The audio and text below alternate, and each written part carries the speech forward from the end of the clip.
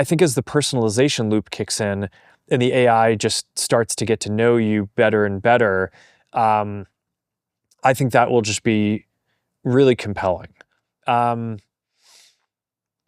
thing just from working on social media for a long time is there's the stat that I always think is crazy. The average American, I think it's fewer than 3 friends. 3 people that they'd consider friends. And the average person has demand for meaningfully more. I think it's like 15 friends or something, right? I guess there's probably some point where you're like, all right, I'm just too busy. I can't deal with more people.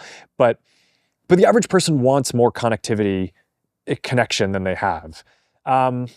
So there's a lot of questions that people ask of stuff like, okay, is this going to replace kind of in-person connections or real life connections? And my default is that the answer to that is probably no. I think I think that there are all these things that are better about kind of physical connections when you can have them, but the reality is that people just don't have the connection and they feel more alone a lot of the time than they would like. So I think that a lot of these things that today there might be a little bit of a stigma around, I would guess that over time, we will find the vocabulary as a society to be able to articulate why that is valuable and why the people who are doing these things are like, why they are rational for doing it and how it is adding value for their lives. But also I think that the field is very early. So, it's I think,